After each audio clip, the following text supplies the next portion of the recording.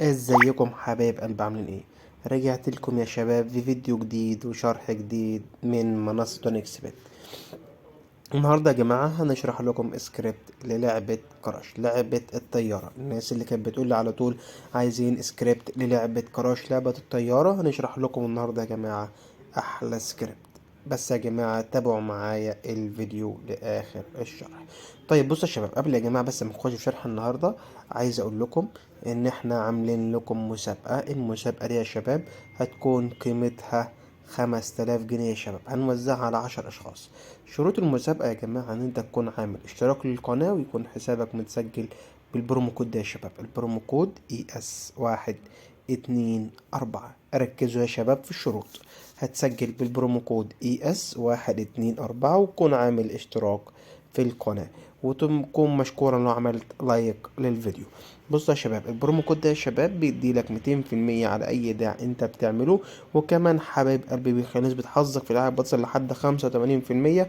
وكمان كل يوم جمعة احنا بنوزع 10 آلاف جنيه لكل الناس اللي مسجلة حساباتها بالبرومو كود ده يا شباب. البرومو كود ES124.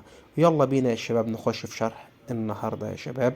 اهو يا جماعة البرومو كود قبل ما نخش يا جماعة ES124.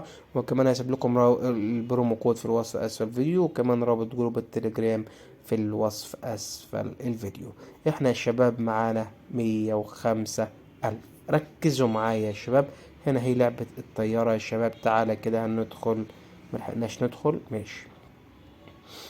يلا كده هنشوف كده، يلا كده نجرب كده نلعب نشوف الدنيا عاملة ايه.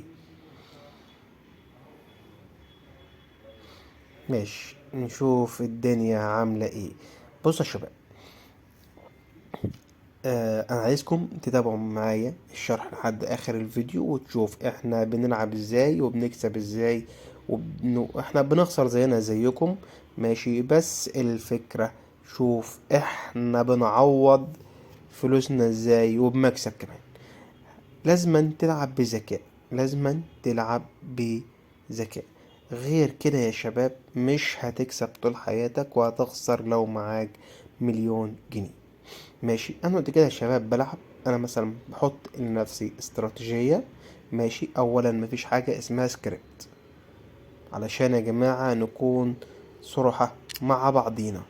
مفيش حاجة يا شباب اسمها سكريبت، في حاجة اسمها استراتيجية. ركزوا حبايب قلبي. اي حد يقول لك انا معايا سكريبت، وسكريبت مش عارف مدفوع، وسكريبت مدة ساعة مش عارف هتدفع كام، كل ده يا جماعة فاكس، كل ده يا جماعة نصابين. انا بقول لكم يا شباب اهو، كل ده يا شباب نصابين يا شباب. في حاجة اسمها استراتيجية، انت بتعمل لنفسك استراتيجية، بالاستراتيجية دي بتلعب بيها بتحقق ارقام خيالية. انا لما كنت بادئ المنصة كنت بشحن ب1000 و2000 جنيه وكنت بخسر، ماشي. واتنصب عليا كتير قوي، ناس كتير بتقول لي هنبيع لك السكريبت ومش عارف ايه والقصة دي كلها، واتنصب عليا في فلوس كتير قوي، ماشي. بعد كده بعد كده يا شباب انا حطيت لنفسي استراتيجية. من اول ما حطيت لنفسي استراتيجية، انا بسحب كل يوم على فودافون كاش الخاص بيا 5000 جنيه يا شباب. بسحب 5000 جنيه، ماشي.